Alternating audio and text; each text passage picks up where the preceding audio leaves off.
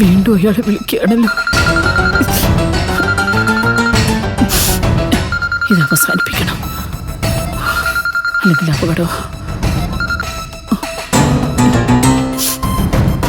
എന്താ എന്താ നിങ്ങക്ക് വേണ്ടത്? എനിക്കൊന്നും വേണ്ട സുശീലേ. നിന്നെ ശല്യപ്പെടുത്താനുമല്ല ഞാൻ തിരിച്ചു വന്നത്. മരണം കൊണ്ടുപോകാത്തത് കൊണ്ട് മാത്രം ഈ ഭൂമിയിൽ ജീവനോടെ ഇരിക്കുന്നവനാ ഞാൻ. ഇതൊക്കെ എന്തിനാ എന്നോട് പറയുന്നേ? നിങ്ങൾ ചത്തുതൊലയം പ്രാർത്ഥിച്ചോളാം. ഞാൻ ഇനിയും വേണമെങ്കിൽ പ്രാർത്ഥിക്കാം. പ്രാർത്ഥിച്ചോളൂ.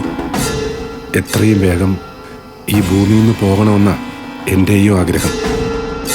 എനിക്ക് എൻ്റെ മക്കളെ ഒന്ന് കാണണമായിരുന്നു. അതിനുവേണ്ടി മാത്രമാണ് ഞാൻ നിന്നെ വിളിച്ചത്. മക്കളോ? ആരുടെ മക്കളാ? ജനിപ്പിച്ചത് കൊണ്ട് മാത്രം തന്തയാവില്ല. തന്തയുടെ കടമകൾ ചെയ്യണം. എന്റെ മക്കൾക്കേ അച്ഛനില്ല. അയാൾ മരിച്ചതിന് തുല്യം കരുതിക്കൊള്ളണമെന്നാ ഞാൻ അവരെ പറഞ്ഞു പഠിപ്പിച്ചിട്ടുള്ളത്. അവര് കരുതുന്നതും അങ്ങനെ തന്നെയാ. സുശീലേ, മതി. എനിക്കിനി ശബ്ദം പോലും കേൾക്കണ്ട.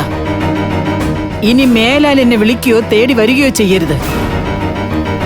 ഇനി എന്റെ മക്കൾക്ക് വേണ്ടി അവകാശം പറഞ്ഞു വന്ന ദേ, അവരെ കൊണ്ട് തന്നെ സ്വന്തം തന്തയെ തല്ലി ഓടിക്കും ഞാൻ. സുശീല അതിനും മടിക്കില്ലെന്ന് നിങ്ങൾക്കറിയാലോ. അറിയാം സുശീലേ. നിന്നെ എനിക്കറിയും പോലെ ആർക്കാ അറിയുന്നത്?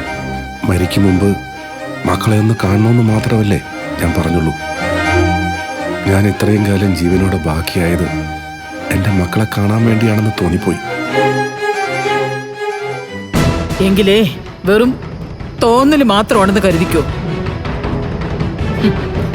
മക്കളെ കണ്ട ആത്മശാന്തി അടയാൻ വന്നിരിക്കുന്നു. ദേ, സമ്മതിക്കില്ല ഞാൻ. നിങ്ങളുടെ ആത്മാവേ ശാന്തി കിട്ടാതെ അലയണം. എങ്കിലേ സുശീലയ്ക്ക് നിങ്ങളോടുള്ള പകയടങ്ങൂ. വെച്ചിട്ട് പോയിക്കോ ഇങ്ങോട്ടെങ്കിലും.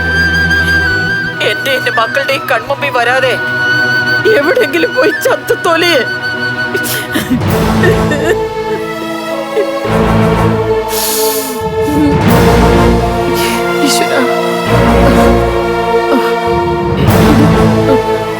സത്യാവല്ലേ?